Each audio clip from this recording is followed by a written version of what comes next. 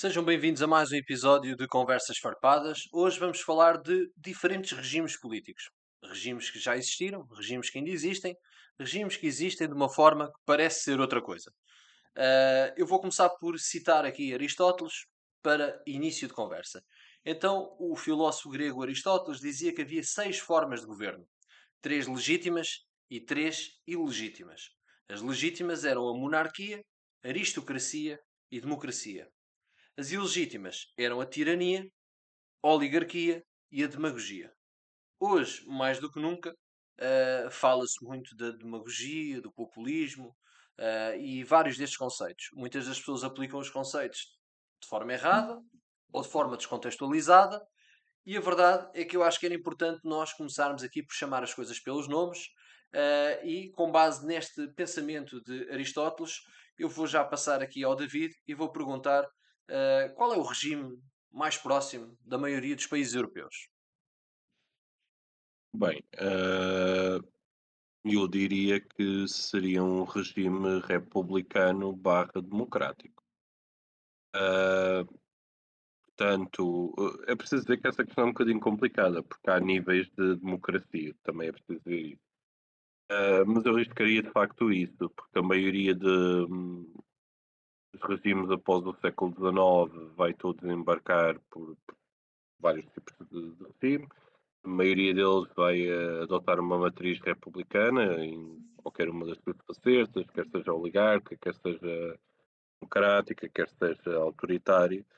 Ahm, ou então também temos a monarquia, mas eu creio que na sua matriz, e então uma república democrática, na sua generalidade, até porque a União Europeia não permite outro. Ahm, Claro que regimes europeus fora da União Europeia nós já podemos ter outros tipos de regimes, como oligarquias ou democracias que na realidade não são democracias ou repúblicas que na realidade são alguns umas tentativas de autoritarismo, mas diria que de sua geral seria então o republicanismo. Portanto, estás a falar da Europa em geral, eu vou passar aqui ao Carlos e falar de Portugal em geral. Como é que nós qualificamos Portugal do ponto de vista político hoje? Vista política, é uma democracia semi-presidencialista, no sentido que somos uma república, sim, temos uma democracia, mas em que o Presidente da República tem algo mais poder. O Presidente da República é meio rainha de Inglaterra, meio rei. Tem alguns poderes com limitações. Enquanto na Rainha de Inglaterra, uma monarquia democrática de regime liberal, que eu acho que é um bocadinho no David, eu acho que na Europa eu chamaria mais sistema democrático liberal, seja ele monárquico ou republicano. Acho que é o que enquadra mais na Europa, tirando talvez a Bielorrússia, a Rússia e alguns passos a Hungria, que está a caminhar para uma democracia iliberal. No caso português, temos esse caso, que lá está, há eleições para a Assembleia, há tu votos para os deputados. Na sequência dessas eleições, o presidente convida partidos para formar governo, não é o resultado que sai diretamente das eleições. Nesse sentido, é semi-presidencialista. Mas Portugal tem uma democracia estável, diria eu, com algumas ameaças, como a maior parte das democracias liberais, um pouco por toda a Europa e um pouco por todo o mundo. É uma democracia tardia, no pós-25 de Abril, 25 de Novembro, pós-PREC. Ahm, Acho que de uma forma geral tem tido sucesso, também no zero. A gente fala muito mal do Estado que está Portugal, mas de uma forma geral a democracia tem tido sucesso. Portugal, de uma forma geral, está melhor do que em 74. Portanto, acho que é o regime certo para Portugal se a manter esta democracia liberal, digamos. Bel, o que é que tu achas? Devemos continuar neste sistema ou deve ser mudado? Eu acho que nós nunca deveríamos mudar de sistema quando o sistema permite que a maior parte das pessoas tenha a possibilidade de votar e escolher os seus governantes. Por alguma coisa, nós hoje vivemos em democracia.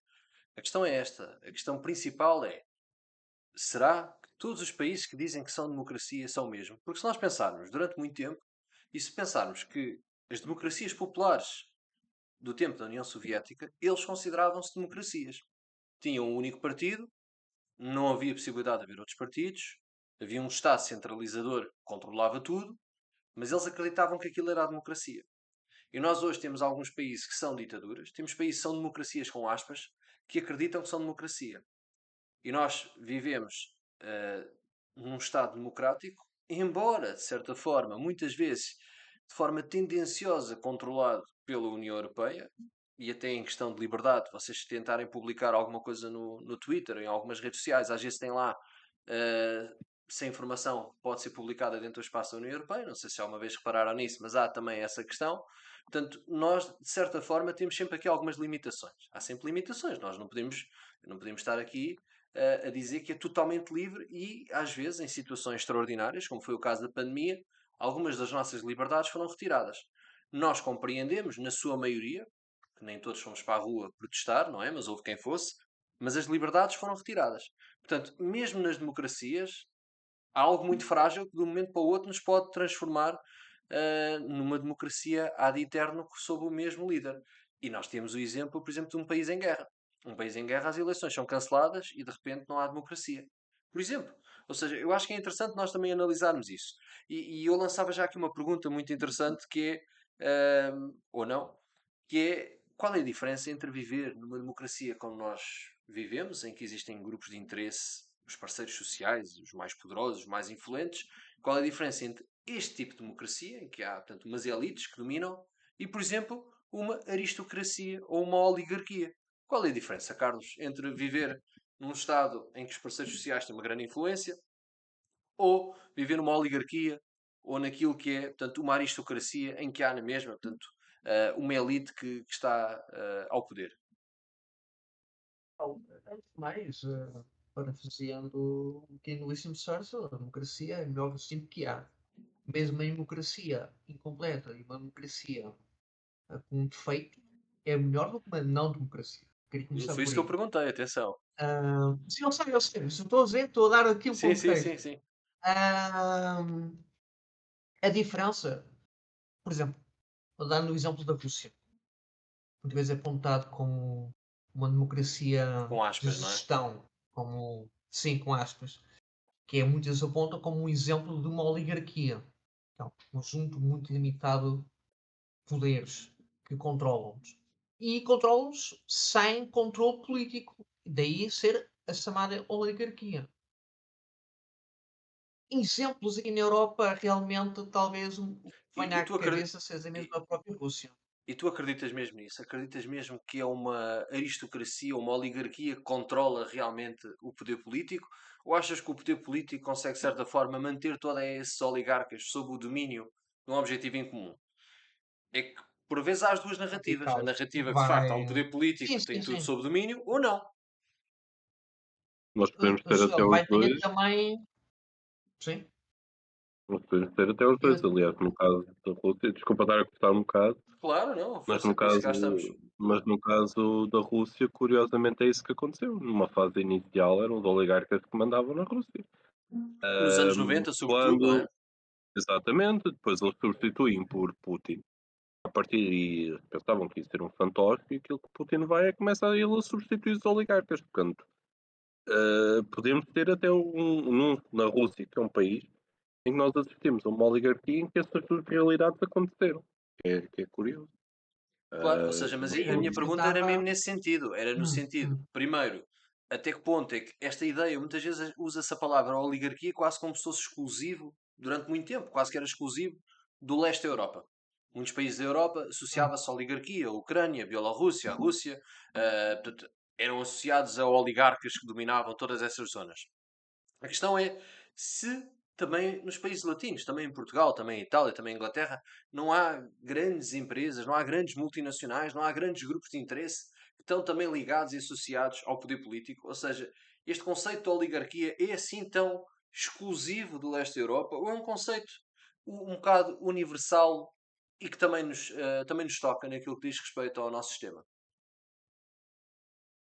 O que eu acho que difere, não sei, às vezes podem haver alguém com uma opinião diferente.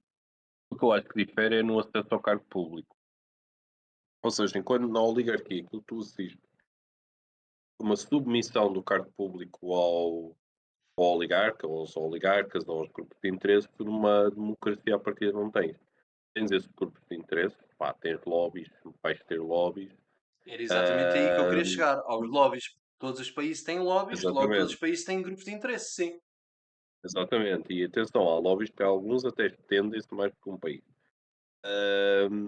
Claro. Agora lá está. Tudo depende dos indivíduos, do Estado, e da sua premiação a essas questões. Porque quer queiram, quer não, nós assistimos a grandes líderes de grandes empresas, às vezes a serem fortemente atacados por grupos políticos. Exemplos disso, pá, o caso do TikTok, tivemos também o caso da China, daquela empresária chinesa que foi na altura do Trump, chegou a ser capturada também, acusada, que era da Xiaomi, mas não tenho a certeza. Ahm, Chegou a ser também presa, creio eu, por causa dessas questões. Portanto, eu creio que no fundo é isso, é a submissão dos cargos públicos ao poder oligárquico e até que ponto é que um Estado democrático e saudável pode ser realmente democrático se a sua submissão existir. Os lobbies vão sempre Saudável. existir. Ok. Então vou-te lançar Exatamente. outra pergunta. Tu achas que uma democracia pode ser, ao mesmo tempo, uma cleptocracia? Portanto, uma cleptocracia no sentido em que é um governo cujos líderes são corruptos e usam a seu benefício.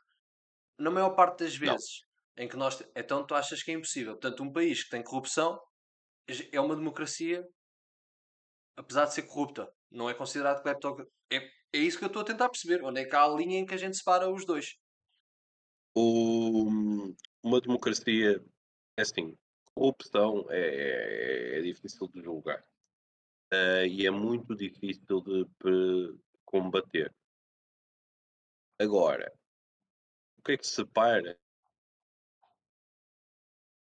em si? Onde é que se pode dizer a partir de quantos casos é que será ou não será? Opa, isso ao certo não sei dizer, mas eu creio que uma democracia saudável tem fortes mecanismos para combater a corrupção. Quando Mas não eu não disse uma tem e quando isso saudável. não se. Eu disse uma Sim, democracia em é isso. geral. Nem todas são saudáveis. Às vezes, e depois Sim, essa é a mas a questão. partida. Mas repara, quando uma democracia não é saudável, muitas das vezes a solução acaba por cair em radicalismos. E nós temos um exemplo. Nós tivemos um processo na nossa história, eu chamo um processo, à Primeira República, em que houve um conjunto de intenções com bom fundo, muitas delas, mas que não resultou. Em 16 anos tivemos 45 governos. E o que é que veio a seguir? Não foi uma ditadura, não foi uma democracia saudável, não foi uma república saudável, foi uma ditadura militar. E a seguir essa ditadura Exatamente. militar, seguiu-se um Estado, portanto, um Estado corporativista, que foi o Estado Novo, com princípios muito próximos daquilo que era o fascismo italiano. Agora, o que nós tivemos é isso. É, quando a democracia não é saudável, as pessoas não olham para a democracia como algo que deve ser corrigido, mas olham para a democracia como se ela própria fosse o problema. E como se os próprios intervenientes políticos fossem eles próprios parte do problema. E aí substituem-nos por aquilo que consideram parte da solução. E muitas vezes parte da solução é um regime diferente. E é isso que era nesse sentido que eu queria que nós pronto, discutíssemos aqui e tentássemos perceber que muitas Mas vezes isso é eu precisamente concordo quando as contigo. democracias não são Posso. saudáveis que abre o caminho para as ditaduras do mais diverso tipo de natureza que existe. E eu aproveitava e passava isto e perguntava, Carlos, na Europa, consideras que algum Estado é próximo de uma teocracia, no sentido em que o poder religioso está a ser completamente dominado? Isto, Está a se ser não me dominante, perdão. engano, o Vaticano é uma monarquia absoluta. Se não me engano, é a única monarquia absoluta no continente europeu. O Putin, por muito que digam que é um monarca, não é. É só um está num símbolo oligárquico, vamos chamar assim. Mas pegando aqui na conversa anterior, as democracias são um espectro. Tu podes ter diferentes tipos de democracias, com Claro, corrupção, sem corrupção, liberais e iliberais. puramente com um partido único, sem partido único, tens repúblicas islâmicas, não islâmicas, repúblicas de cariz judaico, tens muita variedade e todas são possíveis. Obviamente que das democracias há vozes dissonantes, porque são democracias. Se não fossem democracias, não havia vozes dissonantes. Exatamente. E isso é um defeito que se quer. As democracias têm que ter esse defeito. Têm que ter capacidade de vários segmentos da população poderem comunicar as suas ideias. E muitas vezes são contrárias aos conceitos de democracia ou aos conceitos de uma boa democracia, porque consoante as pessoas vão termos ideias diferentes do que é que seria uma boa democracia, e nesse aspecto teremos diferentes resultados. Em regimes, falaste em regimes religiosos, para além do Vaticano, extrapolando da Europa, vários regimes de países muçulmanos poderiam encaixar mais ou menos nessa escala. Talvez o Brunei, que é uma monarquia também absoluta, cariz islâmico, também possa calhar nesse regime, e tens outros regimes como a Arábia Saudita, talvez também encaixem aí. Sim, neste caso estás a falar de repúblicas islâmicas, que são teocracias, sim. Depois, nós temos aqui mais regimes também. Temos muitas vezes, e é isso que eu gostava que vocês falassem, nós vemos muito o discurso populismo, e às vezes vemos, por exemplo, políticos, acontece, políticos mais à esquerda, a referir-se ao populismo como se o populismo fosse um fenómeno exclusivo, quase, da direita, quando o populismo, na verdade, nem sequer é da esquerda nem da direita e pode ser até do próprio centro. Portanto, o que é isto, o conceito do populismo? Portanto, são medidas que vão agradar automaticamente à maior parte da população. São medidas que são ditas para cativar e impressionar e ganhar votos e não que realmente são ideias políticas. E se nós pensarmos bem, o populismo está em todo lado. Nós podemos ter um governo populista a prometer agora, vamos imaginar que o governo agora decidiu oferecer um Ferrari a cada português. Houve uma proposta assim em 2001, não sei se recordam.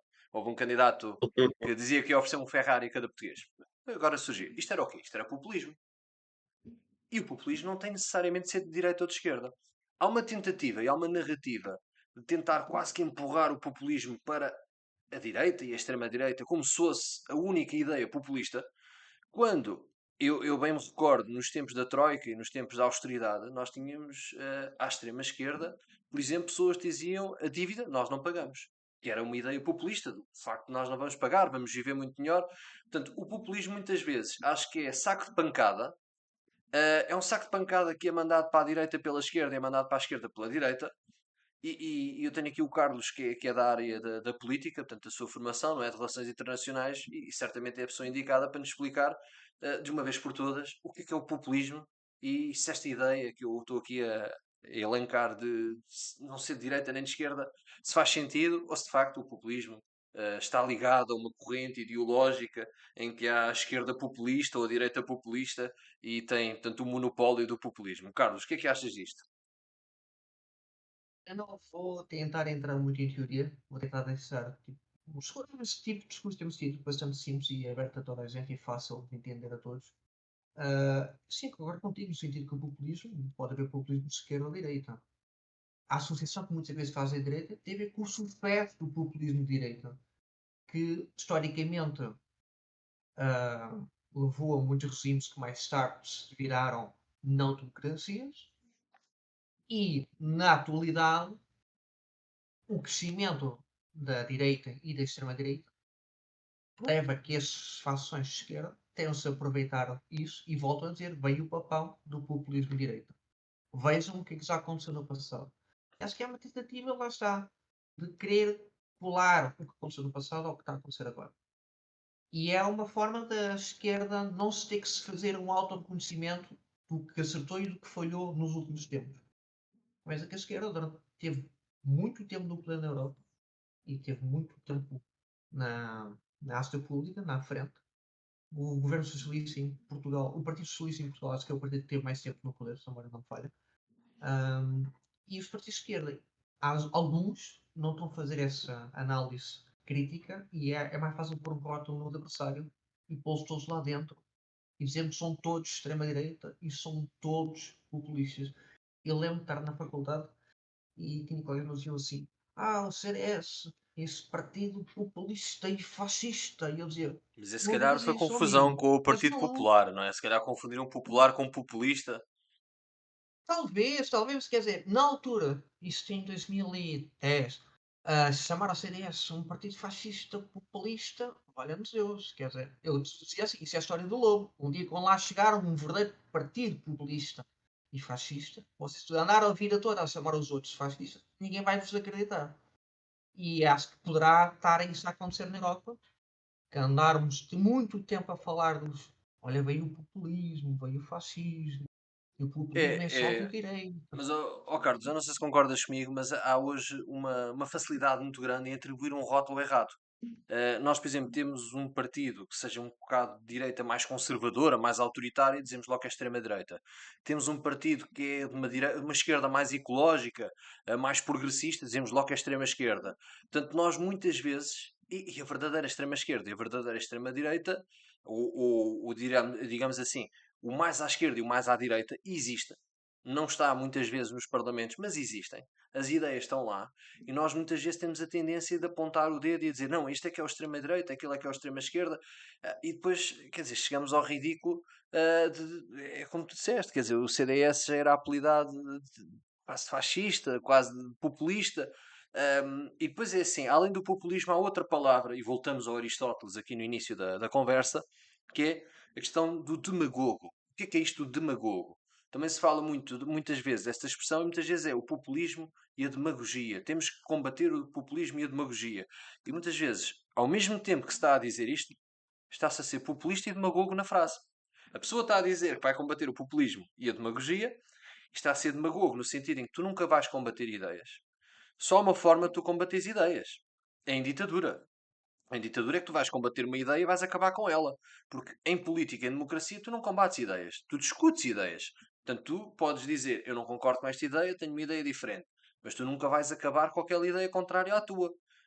A não ser que seja uma ideia criminosa. Mas, em princípio, tu não vais conseguir acabar com as ideias. E a ideia que passa por aquilo que ouço muitas vezes é que parece que existem alvos a abater. Existem alvos a abater à esquerda e à direita. Sim, eu E creio isso acaba que muitas vezes largamente. por ser errado, não é? Porque quando há um alvo a abater, o que é que normalmente acontece? Esse alvo incha, portanto, não é abatido, incha, vai buscar as vozes do protesto e vai conseguir captar junto à sua mensagem pessoas muitas vezes concordam com isso. E eu vou dar aqui um exemplo muito claro. Nós muitas vezes temos, imaginem, um partido que defende uma determinada ideia. Independentemente se está errado ou certo, defende uma determinada ideia. Identifica um problema. E de repente, o partido que deveria estar a resolver o problema para evitar que esses partidos cresçam, em vez de identificar o problema, vai criar uma narrativa em que diz que estamos muito melhores. E que estamos muito melhores e que a vida em Portugal está melhor. E qualquer português que vá às compras hoje, que ia às compras há 10 anos atrás, sabe que o nosso poder de compra desapareceu, sabe que há um problema na habitação, sabe que há um problema grave, há problemas graves e estruturais para resolver, e de repente começa a olhar para os políticos que dizem não, aquilo é populismo, não, aquilo são demagogos. E começa a pensar, bem, mas o demagogo e o problema e o populista, ou menos, fala daquilo que é o meu problema. E não assobiu para o lado e fingir que o país está melhor. E é por aí que depois começa essa discussão. E nós começamos. E atenção, eu não estou a falar de nenhum partido em específico, estou a falar de vários. Porque tanto à esquerda como à direita muitas vezes toca com o dedo na ferida, enquanto o centrão muitas vezes vive naquele mundo artificial, alimentado por fundos europeus, que faz com que parece que a gente vive aqui à tona de uma grande facilidade, e depois quando aparece alguém que realmente fala dos problemas, muitas vezes é rotulado de é o populista. Está aqui com a solução prática, quando na verdade isto não é assim porque estamos muito bem. David, o que é que achas disto? Lá está. É assim, era um bocado aquilo que tu estás a dizer nesse sentido. O problema também é o que é a extrema-direita e o que é a extrema-esquerda, até que ponto é que começa um e quando é que acaba o outro. Porque dentro das extremas-esquerdas tem N exemplos que podem lá caber, dentro da extrema-direita também pode ter. Claro, Claro, é assim, é preciso ter muito cuidado com os rótulos, justamente porque cai-se no vazio da palavra. Ahm, os regimes políticos e lá está a questão do populismo, dos demagogos, etc. Algo muito específicos. Quando se banaliza a palavra, então tudo é fascista, então tudo é fascista. Então, se tudo é fascista, então fascismo não é nada. Quer dizer, E se o fascista não é nada, então o que é o regime italiano, não é? E isso é um risco concreto, porque quando nós temos, por exemplo, um partido de direita conservador, mas que é democrático, pá, meramente é conservador, ahm, quer um avanço lento e nem sequer é de matriz católica, pronto, é um partido conservador, pá, que se lixe, islâmico, por exemplo. Eles, à partida, podem ser conotados como um partido terrorista. Ora, o que é que pode acontecer? Pode acontecer que um verdadeiro partido dessa matriz, um verdadeiro grupo dessa matriz, uh, que à partida vai estacionar o outro, também diga-se de passagem, vai depois vai perder a sua conotação, a palavra perde o sentido e perde a força. E eu creio que esse é que é o problema, e que nasceu essencialmente com a banalização do insulto de fascista. E agora, realmente, quando vemos realmente que existe um partido fascista em Portugal, não vou dizer qual é, a pessoa pode ler o programa deles, não tem assento parlamentar, ainda bem, e a realidade é que a maioria das pessoas não tem essa noção. E isso é um problema. Eu creio que é um problema da nossa democracia, mas lá está, a gente tem muitas ideias, devemos discutir as ideias, acho que é acima de tudo muito importante. E eu vou dizer aqui uma provocação agora para ti, Joel. Mesmo ideias criminosas, eu acho que elas devem ser discutidas. Porque mesmo ideias que sejam criminosas, nem sempre podem ser criminosas, ou hoje podem ser criminosas, amanhã podem deixar de o ser. Mas claro, eu não disse que não se Uh, deve discutir, eu disse combater, no sentido em que tu não podes exato, eliminar exato. aquela opinião, tens é que discutir e dar o contraditório, que são coisas diferentes. Eu acho que a discussão é saudável.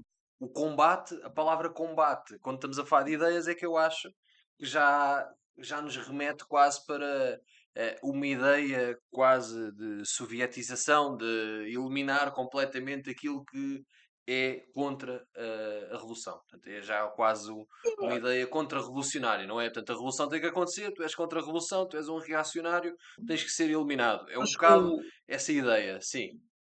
acho que o combate é algo um bocado genérico. Uh, eu não creio que se possa limitar a isso. Tu podes, por exemplo, o combate, opá, sei lá, contra os ideais que, por exemplo, tu reconheces, mutilação genital feminina, por exemplo.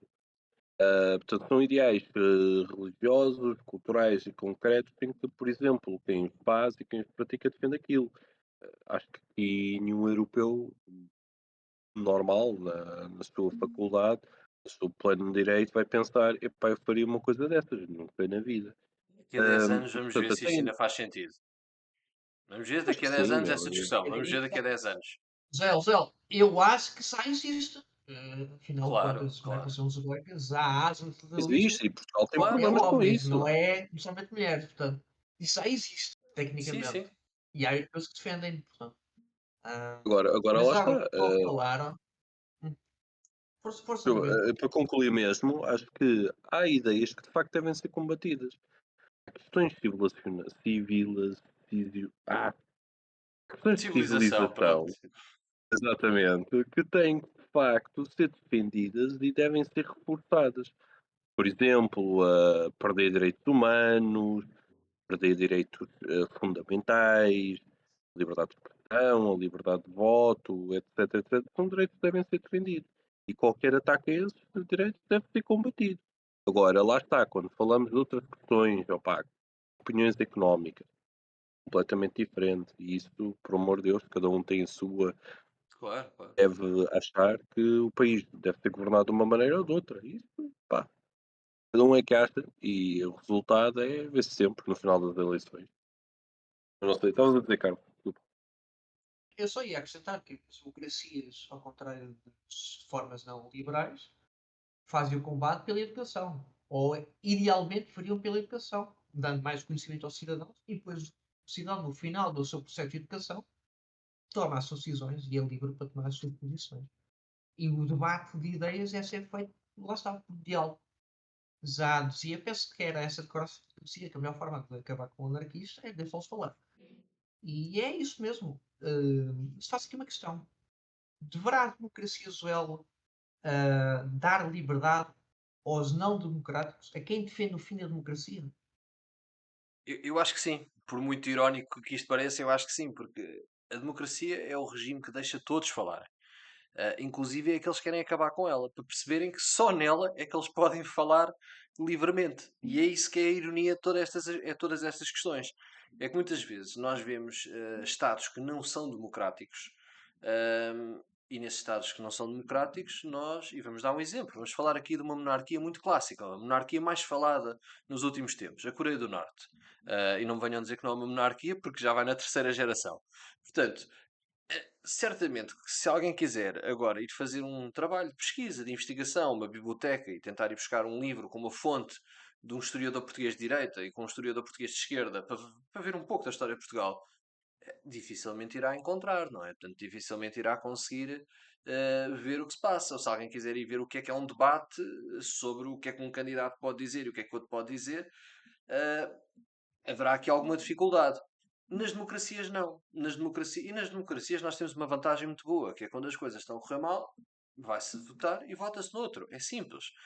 Muitas vezes nós olhamos e dizemos assim, mas o problema é que depois há democracias que através de controle da justiça, através de nomear as pessoas certas para as instituições certas, depois acabam por, de certa forma, tornarem-se democracias muito autoritárias e começam a pôr em causa alguns dos direitos fundamentais. Isso é verdade. Existem Estados que são autocráticos, que são muito mais autoritários e conseguem, de certa forma, mesmo em democracia, pôr em causa certos valores. Mas lá está. Mas isso só acontece porque em alguns desses Estados o poder político consegue sobrepor-se a outros poderes. Mas isso nunca anula o facto de que, mesmo um ditador, precisou de uma democracia muitas vezes. Muitas vezes o ditador precisou da democracia para chegar ao poder. Depois é que alterou aquilo. Não é sempre assim, porque existem ditadores que terão golpes de Estado. Mas muitas vezes há ditadores que são eleitos, chegam ao Certo. poder e Mas depois alteram as regras, não é? certo, mas isso não é mais um indício que se calhar não devia usar espaço de liberdade aos que são antidemocráticos. Estás a dizer que há, há poderes, há pessoas que se tomam poder no regime democrático e conseguem o transformar por dentro porque lhes permitem ver esse espaço. Se Eu não calhar concordo. não devia haver esse espaço ou Eu, não. eu acho que não. Eu acho que, por exemplo, vamos ver casos concretos. Os países que deixam de ser democracias e passam a ser ditaduras são todos eles países que têm problemas económicos ou sociais gravíssimos e acaba por haver uma mudança política que acaba por ser muitas vezes vista como uma solução para algum problema que existia bem grave. Se nós, numa democracia, tentarmos oprimir e tentarmos ilegalizar e criminalizar e destruir ideias, mesmo que a gente ache que as ideias são ridículas, tentarmos destruir, nós só estamos a alimentar, porque estamos a alimentar algo proibido. E as coisas proibidas muitas vezes acabam por se tornar mais apetecíveis. E por isso, o facto de tu estás a dizer, não, não, aquele partido, atenção. Se calhar vai haver pessoas que estão descontentes e que vão dizer, então, mas o governo que eu estou a criticar não gosta daquele. Então eu gosto daquele. Portanto, temos um inimigo em comum. E isso acaba por ser mau. Agora, se os problemas forem identificados e corrigidos, eu acho que as ditaduras não têm espaço. Agora nós vamos pensar, história de Portugal. Ok, nós tivemos uma monarquia, a monarquia acabou através de um golpe. Houve um golpe que acabou, embora tenha sido um golpe e meio, vamos lá ver, portanto, em 1908 há um regicídio, depois 2 anos depois acaba por haver o golpe que faz com que haja uma implantação da República, portanto não houve aqui nenhuma transição pacífica. 28 de maio, mais um golpe. Acabou a República, também com um golpe. Não houve ali nenhum militar, vamos votar, que é que... Não, foi um golpe. Depois, pronto, temos aquela transição entre o 28 de maio, portanto, e temos ali até Salazar chegar ao poder e conseguir elaborar a Constituição em 33 e legitimar-se e construir o Estado Novo e o Estado Corporativo. E atenção, portanto, era um Estado que tinha inimigos até à direita. Havia os camisas azuis de Rolão Preto, que era defensores de Mussolini e de um Estado mais à direita, o integralismo mais à direita daquilo que era o regime. E depois temos o 25 de Abril, que é um golpe militar, que acaba também com o regime, embora ditatorial. Portanto, o que nós estamos a ver é, ao longo da história de Portugal, para haver mudanças, teve que haver sempre golpes. Teve que haver sempre um golpe. As mudanças não foram feitas através de eleições. Não foram eleições que mudaram, ao contrário, por exemplo, da Alemanha nazi, em que temos Hitler a chegar ao poder de forma democrática e depois vai alterando a Constituição, vai alterando o poder de forma a conseguir consolidar-se. Portanto, o Estado português teve estes golpes todos. Não somos um Estado tão permeável a que de repente alguém chega ao poder e fique lá de forma eterna. Portanto, se calhar, a seguir ao 25 de Abril, houve um partido se calhar que teve essas ideias, mas felizmente não conseguiu. Senão hoje, se calhar estávamos ali a fazer companhia à Bielorrússia e se calhar já tínhamos ali um contingente de voluntários a lutar na guerra da Ucrânia. Se calhar, se tivéssemos não é? Se tivéssemos esse partido no poder. Mas a verdade é que em Portugal as soluções sempre foram assim. Portanto, e eu acho que nós, se dermos espaço, e eu vou dizer isto não é só da política, se nós dermos espaço para que um idiota abra a boca e diga o que pensa, eh, temos espaço também para dizer o que nós pensamos e tentar desmontar o argumento, por mais idiota que a gente ache que é. Mas isto é um exercício saudável de democracia. O exercício saudável é pessoas com ideias completamente aberrantes estarem a discutir com pessoas que têm ideias que não são completamente aberrantes. Isto na minha perspectiva. Claro, pode agora alguém estar a achar que o que estamos a dizer aqui é completamente estúpido e que não concordam connosco. Mas isso é a democracia a funcionar. É discordar, debater ideias, mostrar o que é melhor e mostrar às pessoas que quase todos os regimes que vão por vias fáceis depois tem uma consequência, ou várias consequências, sejam sociais, sejam económicas. Portanto, há sempre consequências. Todas as ações têm consequências. Na democracia, se nós formos saudáveis e permitirmos que haja esta discussão, eu acho que nós estamos a construir algo decente. Estamos a construir. E por estarmos a construir não quer dizer que já esteja feito de um dia para o outro. Agora, é como eu digo, se nós proibíssemos, e agora vamos aqui voltar atrás, hum, se a seguir ao 25 de novembro se tivesse sido proibido os partidos de extrema-esquerda em Portugal, por exemplo, se calhar a construção da democracia não teria sido como foi. Se calhar esses partidos tinham crescido muito e tinham sido uma alternativa, principalmente ali na década de 70 e 80, tinha sido uma alternativa muito forte aos regimes que estavam no poder. Mas não foram. Deixaram-nos existir, eles próprios se esvaziaram e hoje estão com a representação em decréscimo. Portanto, alguns deles até estão quase em morte cerebral. Agora, nós vemos, se à direita fizermos o mesmo, se deixarmos portanto, os partidos mais radicais apresentarem as suas ideias, o povo é soberano, o povo irá avaliar, o povo irá decidir, o povo irá fazer aquilo que bem entende. Se nós tentarmos proibir, aí vamos arranjar um problema. E isso faz lembrar um pouco quando outra vez o Presidente da Assembleia deixou que fosse dito algo sobre os turcos. Espero que os turcos agora não se vinguem no próximo jogo da seleção, não é? Portanto, ainda não se vão, eles agora vão ouvir dizer no Parlamento Português disseram isto. Portanto, e lá vai o Cox marcar um gol de livre. Claro, Espero que isso não aconteça. Mas, portugueses não é? os portugueses têm que se vingar dos turcos, que agora ganharam no Twitter um concurso popular de cerveja. Ficaram à nossa Pronto. frente. Veja, é Dizer por que aí que tem que haver, é vamos por aí que vingar a tem que haver Superboc sentido. agora. Pronto, mas isto É, lá está, para nós vermos que o mais saudável é realmente deixarmos a democracia funcionar. E como é que a democracia funciona? As pessoas dizem aquilo que pensam e têm consequências com aquilo que disseram. Que essa é a parte importante. Portanto, eu posso dizer aqui um disparate. Se estiver errado, alguém vai dizer. Se eu disser algo grave, eu também vou ter consequências com isso. E por isso é que quando uma pessoa insulta, quando uma pessoa comete uma injúria, quando uma pessoa tanto tem uma agressão verbal, é responsabilizado por isso. Que lá está. É a democracia a funcionar também nesse sentido. Em que a democracia funciona com limites, com lei, com regras para cumprir. Portanto, eu acho que é nesse exercício que nós temos que, enquanto sociedade, continuar a crescer, a evoluir, senão não vamos a lado nenhum.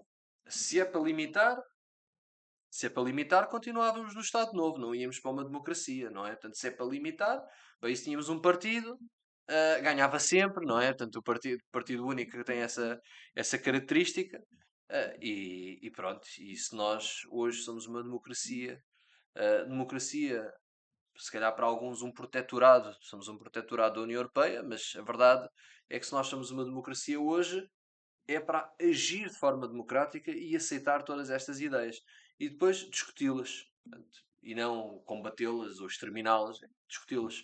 portanto, de forma saudável, e nós estamos aqui, e, portanto, e nós conhecemos-nos todos há bastantes anos, e já assistimos aqui a coisas, portanto, eu agora vou aqui relembrar o David uma história, eu e o David já assistimos a alguém que defendia que a Coreia do Norte era uma democracia, Verdade. plena, Plena, plena, uma democracia plena. plena, pronto. É Nós pior. assistimos a esta conversa. Não foi por isto que deixámos de falar a essa pessoa, não foi por isso que dissemos que essa pessoa não tem direito a falar, porque isto é assim que funciona. Essa pessoa disse isso, achou que na Coreia do Norte, e acreditava mesmo naquilo, a pessoa acreditava, que a Coreia do Norte é um país que, do ponto de vista da educação e da saúde, é melhor que Portugal e que é um país que não tem assim tantos problemas, é a propaganda.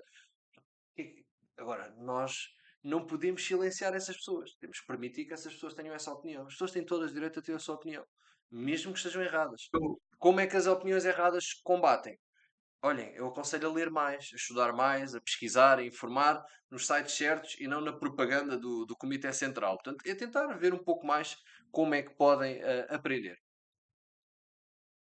Isso Eu aqui a discordo palavra, numa sim. cena. Então diz lá. Eu discordo numa cena. Eu acho que deve haver limites agora, e os limites devem ser muito bem balizados e muito bem esclarecidos. Ah, e há duas questões importantes que tu mencionaste, eu acho que são importantes passar. A outra é a falta de diálogo ou a falta de adaptação que o português em geral tem a ideias diferentes. E isso aliado a um limite não tão claro pode fazer com que as pessoas não percebam isso. Algo tão simples. Para mim, um limite que deve haver sempre é, por exemplo, evitar que haja violência. Se eu fizer um discurso que incentiva a violência, e é possível eu fazer numa democracia sem limites absolutamente nenhum, eu posso perfeitamente dizer, epá, vamos agarrar em uma série de indivíduos, opá, pronto, vamos agarrar em todos os indivíduos que estejam cegos num olho e vamos lhe dar pauladas até matá-los. São imperfeitos. Quer dizer, é absurdo. Nós, a democracia em si, Mas isso já precisa de é. limites. Desculpa só interromper, mas isso estás aí de encontro àquilo que eu disse. Tudo tem uma ação e uma palavra. Portanto, Exato, exato, é exato, assim: exato, mas existem tribunais por alguma coisa, existe lei por alguma coisa. Portanto, eu não estou a dizer que as pessoas podem defender tudo aquilo que querem. Não pode, as pessoas não podem defender uma aberração política. Não podem vir para aqui dizer que A, B ou C não devia ter direito ao voto. Não podem vir para aqui e dizer que A, B ou C deviam ser mortos na fogueira ou que a Inquisição devia voltar. Eu não estou a defender isso. E isso, se alguém disser isso, tem que agir em conformidade com aquilo que disse e tem que ser julgado por aquilo que disse. Agora, dentro daquilo que são as ideias políticas, era nesse sentido, até mesmo na questão financeira. Quer dizer, eu acho que hoje em dia há uma iliteracia financeira enorme. As pessoas não têm grande conhecimento de isso há. finanças. E isso eu acho que é um dos problemas, porque muitas vezes as pessoas discutem e dizem, aquele partido defende aquilo, e depois vão ver se aquele partido não é assim tão diferente daquele que tu estás a concordar. Repara, na economia, e vamos ver as ideias. Este quer nacionalizar aquilo, aquele também. Este acha que isto devia ser privatizado, aquele também. E muitas vezes, depois, o que é que está a fazer a grande diferença entre os partidos e é o que as pessoas vão atrás? É a parte ideológica, a parte cultural, a parte dos costumes. Essa parte é que às vezes é diferente, mas a parte económica às vezes é quase igual. E era nesse sentido que eu acho que também é importante nós vermos essa discussão. Mas isto só para dizer, só para te interromper para Sim, isso. sim, sim, Porque eu estava a concordo. dizer que quando alguém diz algo que deve ser criminalizado por aquilo que disse, aí tudo bem, são coisas diferentes. Não podemos agora dizer que é liberdade de expressão desejares a morte a alguém. Isso, óbvio que não, não é? Mesmo assim, é assim, o A desejar é uma opinião coisa. entre Exatamente, crime e uma estás a ideia. ver? Mas, não, mas Imagina, agora voltando ao assunto, lá está, e depois é aquela falta, eu creio que há um problema que é a falta de. A pessoa está habituada a certos discursos e o outro não está. Quando os ouve, reage visceralmente. Também não tem tradição democrática para saber como reagir. Em vez de agarrar no discurso e desmontá-lo, como deveria fazê-lo, aquilo que estás a dizer não faz muito sentido, porque olha, ok, vamos a curso qualquer, vamos dizer, o indivíduo chega e diz e promete aumento de pensões, aumento de ordenados, aumento disto, aumento daquilo, aumento de salários, aumento disto tudo, e eu baixo o imposto a zero. E uma pessoa olha e diz, ok, vamos desmontar isto. Onde é que Mas veio o isso sim é o dinheiro? populismo, não é? Exatamente. E estamos a agarrar mesmo neste exemplo, porque E os falta o populistas. Ferrari, sim. Não, ele não dá um Ferrari, ele dá dois Maseratis portugueses, ok? Ferrari é para outro grupo. Isto ele até faz essa distinção. Opa, a gente agarra aqui e a gente se monta rapidamente, percebes? E é mais importante haver esse diálogo, e é mais importante as pessoas treinarem nesse diálogo, para ganharem não só permeabilidade, como também combaterem essas ideias. E essa é a única ideia. Daí eu achar a palavra combater não é assim tão estranha, é justamente nisso. Há ideias que de facto são aberrantes, para lá está, o discurso de incentivo à violência existe, Mas isso é uma questão de semântica, então, eu estou a perceber. Mas eu dizia combater no sentido de percebes? eliminar ou de proibir. Era nesse sentido, claro. Não estou a dizer que não se deve discutir. Exato. Só que no meio disto tudo, cá A entre ideia nós, sim. exato, quem eu acho que tem falado muito pouco é o Carlos. Carlos, dá-nos a tua opinião. Tu tens Sim, falado bastante pouco. eu na verdade, eu fiz aqui um bocadinho de advogado do diabo, que eu acho que em democracia a melhor forma de combater uma ideia é dando palco às vezes para o debate de ideias. Agora, para haver debate tem que haver duas pessoas. Tem que haver, é para o tanto tem que haver duas pessoas. E aqui é a mesma coisa. Se uma facção se abstém de falar com essa pessoa, não há debate, não há combate de ideias e acaba-se por dar ainda mais força às pessoas que não foram combatidas, não é? Nesse caso, uma vez tive um debate com uma pessoa que dizia que ela era a favor que o Ricardo Luz Pereira não levasse o André Ventura ao programa que ele tem na SIC. Eu disse, não, discordava. Acho que ele, se realmente discorda das ideias dele, devia debater com ele. Que era a melhor forma de destruir as ideias que ele discorda. Destruir, aspas, aspas. Combater, aspas, aspas. Mas aqui Mas, a democracia tem que chegar a um equilíbrio bastante mas comum. eu agora coloco uma questão. Isto mesmo que é Força. interessante. Porque o Ricardo Espera é um exemplo muito claro, muito em concreto. Por um lado, temos um indivíduo com o seu programa. Nós não podemos obrigar um indivíduo a fazer um programa que ele não quer, ou convidar um convidado que ele não quer. Quer dizer, podemos. Ele aí é livre de dizer, ok, eu não faço. Certo. Porque a Mas ao realidade devido. é que ele não é um político, não é. Ok, abandonando aquela noção de que tudo é política, não é? Não, não é disso. A Hum. realidade é que ele não é um jornalista, nem um político, é um comediante. E ele faz humor com todos os partidos. Meramente convidou vários líderes partidários e recusa-se a convidar um. Mas honestamente, Mas eu também há outros líderes certo. partidários que eu nunca ouvi a convidar. Portanto, Mas, David, aqui há uma questão que é, quando tens um programa que chama-se de humor, mas o sistema é política, numa campanha eleitoral, durante o período eleitoral e pré-eleitoral, o Ricardo Soberano, mesmo que enquanto comediante, tem um poder. E esse poder de mover as ideias para um lado ou para o outro. E por uma questão de justiça democrática, todos os partidos da assento parlamentar, que são geralmente os que são convidados, também deviam ter espaço à sua contraditória, à sua defesa das suas ideias. Até porque ele refere e Neste visa programa. esses É que, partidos, sim. Até porque ele visa esse partido ao certo. longo de vários episódios. Portanto, não há o contraditório. Quer dizer, Sim, e parece-me a se mim ele que se até seria um abstivesse de programa criticar divertido, esse sim. partido, se ele se abstivesse de criticar esse partido, ele dizia assim: eu não critico esse partido porque ele também não vem cá, ok, eu podia aceitar. Ele não está a dar espaço ao outro, nem está a criticá-lo. Está a ser neutro com esse partido.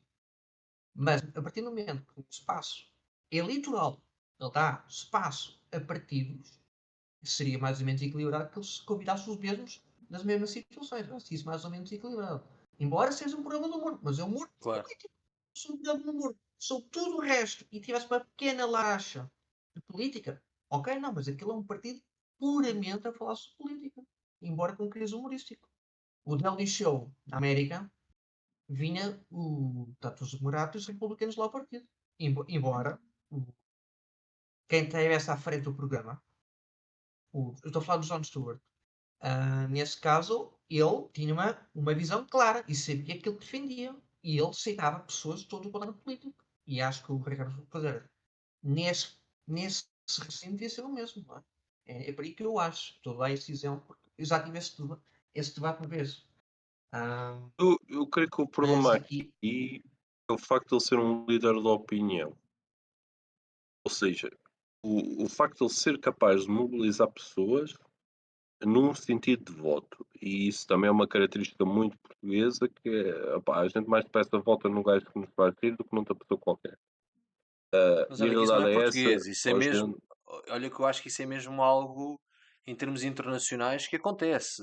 Quem ri acaba por desmontar, aproximar e fazer com que haja ali quase uma simpatia. Portanto, acho que isso é é, um fenómeno até é, mundial, não é só mas Sim, português, sim. sim, sim, sim. Sim, sim. eu Aliás, acho que é muito o português apesar presidente de tudo. da Ucrânia era um humorista. Não, temos um melhor exemplo aí, não é? Exatamente, exatamente, Claro, claro, exatamente. claro. Claro, Mas mas repara, eu creio que apesar de tudo é um exemplo, é algo muito característico nosso. Que nunca esquecer que há N alturas em que houve várias votações, até não só para ir. Pá, Eurovisão, quando nós mandámos os Homens da Luta, fizeram um grupo de comédia, não sabiam cantar. Opá, foram votados, foram elegidos para aquilo. O povo português gostou e achou piada e Mas votou. foi uma A votação, lá realidade é está, essa, sim. percebe? Já está, foi uma votação, porque é isso. não, foi Percebe? democrático. Eu ainda hoje acho que o Sim. Ricardo Araújo Pereira concorresse à presidência da República ou o Primeiro-Ministro, o gajo ganhava. Não sei como é que ele estaria como governo. Não sei, o nome dele, repara, Estava de ver. em 2015, se não me engano, não sei se foi, mas eu penso que foi em 2015, o nome dele estava entre os apoiantes da candidatura do LIVRE, e não foi por isso que o LIVRE ganhou, e estava lá o nome dele como um dos apoiantes da candidatura. Portanto, não sei até que ponto é que Mas ele ele tem, seria diferente. não sei, eu acho que é Ó assim, Zé, eu acho que ele era mandatário para a campanha, até. se- pá, não tenho certeza, Acho que era também não vou mandatário. dizer. Não vou Eu não tenho a sujeitar-me aqui certeza, mas a dar uma informação Olha, errada, mas a verdade é que ele apoiou essa candidatura, e o seu apoio sim, sim, acabou por sim. não ser assim tão relevante. Eu percebo o que estás a dizer, uma coisa era concorrer, portanto, seria quase uma espécie de Tinto Rans em versão, portanto, super guerreiro, quase, não é? Portanto, seria ahm, uma versão muito mais sofisticada, com um humor mais fino, portanto, bastante inteligente, perspicaz, que com os, mas é assim, eu também acho que a imagem de Ricardo Araújo Pereira era uma imagem mais forte há uns anos atrás do que é agora. Porquê? Porque eu acho que a imagem do Ricardo Araújo Claro. Pereira do gato fedorento era uma imagem muito mais unânime, do ponto de vista nacional, e hoje acho que é uma imagem que em certos setores da direita não passa. E acho que há pessoas da direita que não iriam votar só por ser o Ricardo Araújo Pereira. Porque o Ricardo Araújo Pereira deixou de ser Ricardo Araújo Pereira, o nome nacional para ser o nome muitas vezes conotado mais com a esquerda do que com a direita. E esta questão portanto, deste affair, não é? Digamos assim, entre o Ricardo Araújo Pereira e o Chega, que ficou mal resolvido, eu acho que isso também não beneficiou, em termos da imagem imparcial que ele tinha. Isto é a minha opinião, se calhar eu estou errado e as pessoas agora mais à direita vão dizer disparate, eu votaria no Ricardo Araújo Pereira, mas não me parece. Portanto, fico com essa inclinação. depende temos sempre. candidatos que estivessem contra, não é? Depende da qualidade. Se a qualidade fosse inferior Depende, ao Ricardo exato. Luís Pereira, até Sim, eles também podiam depende votar na contra quem mesma, é que ele desde estava que a não concorrer, concordassem não é? com a qualidade das suas Portanto, ideias. Sim, agora é Sim, isso porque a também, não é? realidade, o povo português às vezes gosta de Ricardo dar Pereira, vitórias a anedotas. Isso já aconteceu em várias eleições. Várias anedotas já ganharam eleições. não esquecer, por exemplo, que Ricardo Pereira na altura custou muito também por causa do Sócrates. Fazia muita, muita crítica comediante contra ele. Agora, por exemplo, eu acho que o exemplo disso foi quando a Cristina Ferreira esteve na SIC, em que havia gente a dizer que ela deveria ser candidata à presidência da República. Ah, seria boa Presidente da República ou não? Sim, mas Não isso, sei. repara, o que tu estás a dizer é nós Seria muitas vezes extremamente engraçado, no é, entanto. nós temos figuras públicas que provavelmente se concorressem iriam ganhar por serem figuras públicas. Porque o mediatismo Sim, que uma sim, sim. figura pública tem, nós temos que perceber isto por camadas. Primeira camada que temos que analisar: quem é a maior parte da população portuguesa? População envelhecida. Dessa maior parte da população envelhecida, que programas é que eles veem? Eu vou-te já dizer: se o Fernando Mendes concorresse, ganhava com 80% dos votos. Não tenho dúvidas nenhumas. Portanto, nós temos várias figuras públicas que, se concorressem, iriam conseguir ter um grande resultado. E reparem, Atenção. nós já estamos quase com uma hora de programa sobre regimes políticos e já estamos aqui a falar de figuras públicas da televisão portuguesa. Portanto, algo de extraordinário aconteceu neste programa que nos desviámos de tal maneira que eu não sei onde é que isto já está a ir parar.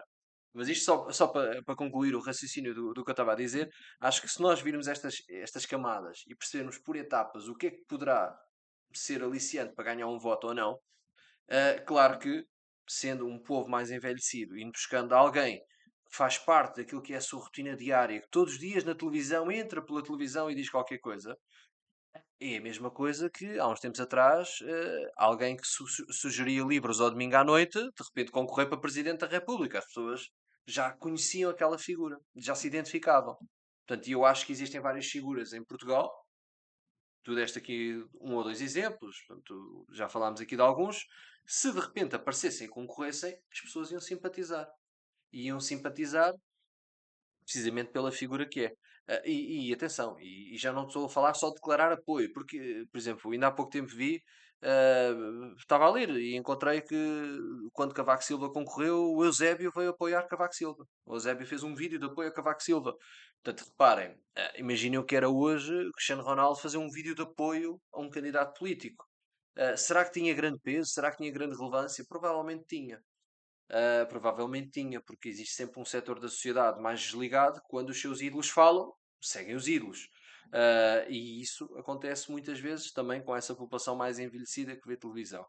Que vê televisão e que acaba por ganhar uma certa afeição e simpatia com esses mesmos apresentadores, esses comunicadores que entram por ali. As figuras das novelas é a mesma coisa. Um ator mais mediático das novelas portuguesas, se aparecesse a concorrer, já havia muita gente que ia acabar por simpatizar. E aliás, isto lembra-me agora outra grande história, que é quando foi o concurso dos 100 maiores portugueses sempre, o Hélio Pestana ficou entre os 100 maiores portugueses sempre. Quer dizer, isto é uma coisa que eu acho que foi absolutamente incrível, não é? Como é que o Hélio Pestana ficou à frente de figuras eh, da nossa história. Se vocês forem pesquisar, vamos ver grandes figuras notáveis da história de Portugal ficaram atrás do Hélio Pestana no maior português de sempre. Tem a ver com isto, tem a ver com a simpatia que certas figuras evidenciavam. Portanto, e se fizéssemos hoje novamente o programa, estou Ó, João, convencidíssimo que ia haver outra vez diria-se que surpresas. isso é. João, diria-se que isso é uma facilidade das democracias, essa questão que a democracia muitas vezes é um concurso de personalidades e não um concurso de ideias. É uma facilidade. Ó, David, aliás, David, o que é que achas? É uma facilidade das Ah, democracias ser um concurso de popularidade em vez de concurso de ideias? sim e não, mas é mais sim. É uma fragilidade da democracia, sim, definitivamente, porque o regime democrático, quando foi criado ou pensado inicialmente, era para aqueles indivíduos a exporem as suas ideias. Só que a realidade é que o carisma de uma pessoa influencia votos. Portanto, no fundo, um bom político é o político popular. E ele pode estar a dizer que o céu, eu costumo dizer isto muitas vezes, a política é o mundo em que os rios nascem no mar e a terra é que, o sol é que gira à volta da terra e a terra é plana. Hum, é isso, a política é isso, porque nós podemos ter um político altamente carismático e temos vários ao longo da história em muitos locais. E a realidade é que eles foram eleitos porque têm carisma. Pelo amor de Deus, nós hoje ficámos a eleger em Portugal um indivíduo condenado por corrupção, por um cargo público, Mas numa depois também Câmara, tens, quer dizer. mas também tens o contrário, também tens indivíduos, ou neste caso, tens pessoas que são eleitas só porque estão a concorrer pelo partido que tem a hegemonia. Tens figuras sem carisma Sim, absolutamente nenhum. Repara, eu não te vou dizer nomes por uma questão de elegância e de simpatia pelos políticos. Nós temos aqui, quando não estivermos a gravar, eu digo-te os nomes, mas nós temos aqui figuras que foram eu sei, eleitas é verdade, que deixa-me não, quer ver. dizer, não sabem ir a um debate, não sabem dar uma entrevista, não sabem dados sobre finanças, não sabem sobre história, não sabem sobre nenhum tema, nem sequer têm uma imagem simpática, que consiga cativar o povo e ter ali uma conversa. Portanto, e depois ganham. E depois ganham. Quer dizer, ganham porquê? Porque estão num partido que vence. Portanto, isto é a mesma coisa que nós pegarmos aqui portanto, num tipo completamente impreparado e Clubismo. metê-lo a treinar o Real Madrid. O tipo chegava lá, batia palmas, corram. Pá, o Real Madrid ganhava, porque o Real Madrid tem uma grande equipa. É a mesma coisa. E nós temos aqui partidos, muitas vezes, É que são. clubismo. É clubismo. E o clubismo eu acho que tem a ver com uma. Para já tem a ver com um eleitorado mais envelhecido. Há um eleitorado mais envelhecido que vota no partido como se fosse o clube. Portanto, e isso eu acho que é preocupante. Acho que é preocupante. É preocupante E eu acho que isso aconteceu numa geração mais envelhecida. Numa geração intermédia, o problema é que já é onde estão grandes taxas de abstenção. Onde a população já não vai votar porque é o partido X, simplesmente não vota. E isso faz com que seja ainda mais visível que essa população envelhecida que vota no determinado partido faça com que esse mesmo partido consiga vencer umas eleições. E nós em Portugal temos dois partidos que são muito maiores no ponto de vista de militantes, de representatividade em juntas, câmaras e instituições, que faz com que esses partidos, normalmente, quando concorrem, já têm ali entre 15% a 20% dos votos. 15% a 20% já estão. Porque já estão só com eles próprios, só com os militantes e com todas as pessoas que estão envolvidas nos partidos, 15% a 20%. Depois, conforme conseguem cativar as pessoas, vão crescendo. Tem aquele eleitorado fiel, que vota de forma clubística, mesmo que alguém desse partido diga vou acabar com as reformas, o reformado vai votar na mesma, porque vota de forma clubística. Isso faz com que esses partidos tenham uma percentagem considerável. E nós, no dia das europeias, eu até trouxe aqui os dados da abstenção e disse que o eleitorado tem um poder que não aproveita. Imaginem que o partido consegue 4 ou 5 mil votos, tinha de repente a abstenção a votar nesse partido. Quer dizer, de repente podíamos ter um José Manuel Coelho do PTP a liderar o país. Quer dizer, nós podíamos ter o Nós Cidadãos a chegar ao poder. Podíamos ter uma série de partidos. Eu estou a dar este exemplo porque eu sei que são partidos que não tiveram assim, portanto, um número considerável de votos. Nós podíamos ter estes partidos a ganhar umas eleições se a abstenção votassem estes partidos. Portanto, eu acho que esse é o maior desafio, e assim, em jeito de conclusão, eu acho que o maior desafio para a democracia é tentar trazer as pessoas que não votam. Em primeiro lugar, porque essas pessoas, ao votarem, vão acrescentar pressão e responsabilidade sobre quem foi eleito. Uma coisa é tu seres eleito com 1 milhão de votos, outra coisa é seres eleito com 3 milhões de votos. São questões diferentes. Em termos de exigência, é outra questão. E depois, tu sabes que tens que agradar, porque esta é a realidade. Um político hoje tem que agradar a uma parte do país que vota. A outra parte dos políticos estão-se nas tintas. O que é que interessa agradar a uma zona do país que não vota? Não interessa, reparem. E nós vemos isso. Nós vemos, existem zonas do país que a abstenção é muito grande.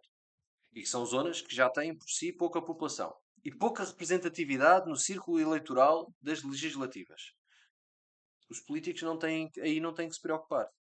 Se essa zona está sem hospital, se está sem centro comercial, essa zona não vai render votos. Os votos estão naquilo que são as zonas de grande representação. E a meu ver, se de repente houvesse uma votação massiva da população portuguesa, a exigência dos políticos também era outra. E eu acho que quanto mais nós formos rigorosos e fiscalizarmos o poder político, mais o poder político tem que fazer algo positivo e bom. Não estou a dizer que não faz, de vez em quando até faz. A verdade é que nós temos que ser cada vez mais exigentes. E a nossa exigência é o que pode fazer com que haja uma garantia de um bom trabalho. Se nós não formos exigentes, então aí nós vamos ter um governo a decidir o que quer, a meter a prima, o tio, a cunhada, toda a gente a trabalhar no mesmo ministério e ninguém se manifesta, ninguém diz nada. Portanto, atenção, estou a dizer uma situação hipotética. Obviamente isto nunca aconteceu. Portanto, nunca aconteceu alguém meter familiares no governo porque a Aconteceu numa população portuguesa Câmara. não se manifesta, claro. Mas pronto, mas isto é a conclusão que eu faço. Atenção, houve E numa passo. Câmara, Sim, não, eu ouvo em vários sítios, desculpa mas lá, mas houve eu numa passo para Câmara em que ti. isso aconteceu. Mas, Atenção, que houve uma Câmara, que aquilo apareceu nas notícias, que ele meteu a família toda a trabalhar na mesma Câmara, nem sei qual era o partido da senhora, fazia ajustes diretos, falsificou assinaturas, alegadamente, foi tudo nas notícias da altura claro, claro. da SIC. Portanto, é essas situações. Mas sim, repare, mas repare, isto não é uma realidade só portuguesa. Os Estados Unidos é a mesma situação. Aquilo é um Pois, domínio total e absoluto de dois partidos. mas olha, Não tens um, eu não gosto tens um muito. terceiro Quando nós partido por comparamos trás com os que os Estados diferente. Unidos, às vezes há uma ideia. Temos muita Há, coisa um- boa, melhor. na- Nós temos é- muita é- coisa melhor, Temos atenção. melhor, temos. Por isso é que os americanos vêm todos Agora, para cá viver. É Concordo precisamente contigo. por isso. É que muitas vezes nós entramos com a primeira ideia falsa que se dá dos temos, Estados Unidos é o sistema de saúde. Eles lá têm um sistema de saúde privado e morrem na rua. Bem, nos Estados Unidos as pessoas são salvas com doenças que em Portugal morrem. Acho que as pessoas deviam refletir. Existem doenças que em é verdade. Portugal as pessoas morrem em lista de espera, nos Estados Unidos as pessoas são atendidas e resolvem esses problemas. Depois, nos Estados Unidos Eles têm um Tem poder de casos compra e casos, uma claro. qualidade de vida, eles têm um poder de compra e uma qualidade de vida, quem dera à maioria dos portugueses que mesmo vivem nas grandes cidades conseguir ter essa qualidade de vida e esse poder de compra. Portanto, nós muitas vezes gostamos de nos meter em bico dos pés a dizer, bem, nós vivemos melhor que os americanos. Quer dizer, isso é quase uma ideia barroca, uma ideia completamente desfasada da realidade. Nós não vivemos melhor que os americanos, Ao nós não vivemos mesmo, melhor do que a maior ao parte dos mesmo países tempo, europeus. E por muito que alguém possa andar a desfolhar papéis à procura de indicadores, a dizer que somos melhores que não sei quem, nós não somos. Nós poderemos vir a ser. Portugal não deve nada a um Liechtenstein ou uma Suíça, e se um dia tiver que ter crescimento económico e tiver que se desenvolver, pode perfeitamente fazê-lo. Mas neste momento, em 2024, quando estamos a gravar Ganhámos no isto, tempo, pelo menos. No tempo Portugal ganhámos, calma lá. diz. Ganhámos no tempo. Isso não podes nos tirar. É esse país, ganhámos no tempo, ao menos isso. Claro, Tudo nós, o há, resto nós não há temos. podemos ganhar. algumas Certo, coisas, mas é há assim, nós algumas somos um coisas em país que eu discordo. centenário com um problema Há outras crónico em de que eu concordo. endividamento, não é? Portanto, agora eu não contem comigo para meter Portugal num mundo imaginário que não existe. Portanto, Portugal não vive no mundo do Pinipom, nem no mundo da Barbie, nem no mundo do. Portanto, Portugal é um país com um potencial que não está a atingir esse potencial. É um país que é constantemente ultrapassado em vários tipos de rankings e de indicadores por outros países, economias muito frágeis, países com pouca história, conseguem ultrapassar-nos rapidamente. Quando eu digo pouca história, no sentido em que são países, estados recentes. Conseguem ultrapassar-nos.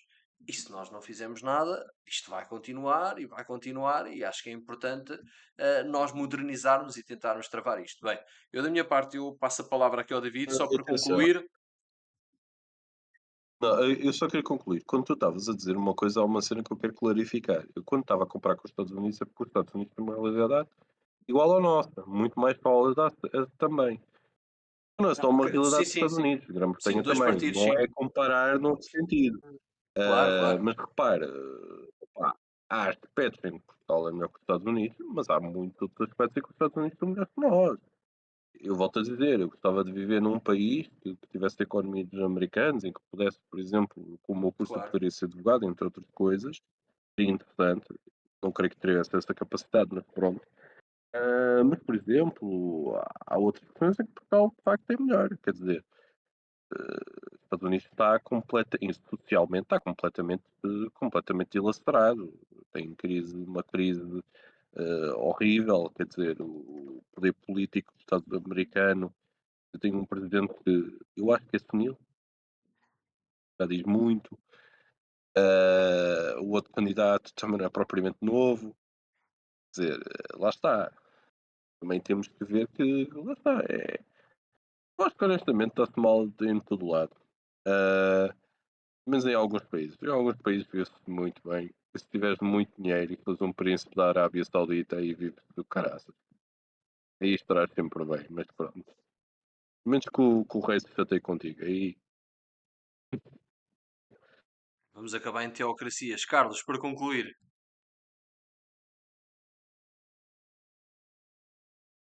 Eu continuo a dizer que, felizmente, que há democracia, ainda bem que estamos aqui a falar.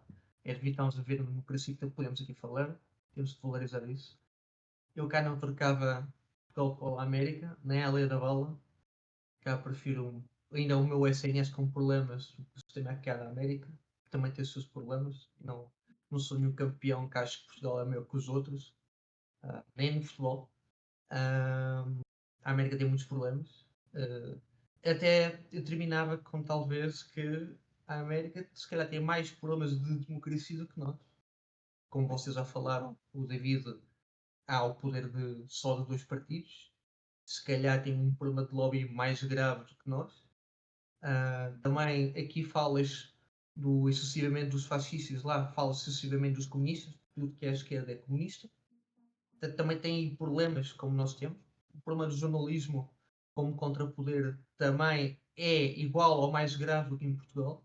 Portanto, também a democracia passa por imensos problemas. É um país também extremamente endividado como nós. Portanto, honestamente, Sim, mas a dívida deles por muitos problemas que é tenho, deles próprios. eu preferi cá. Certo? E nós também fizemos a nossa dívida, atenção. Não, Não, nós não devemos a foi outros a União países Europeia que também. nos obrigou a pagar.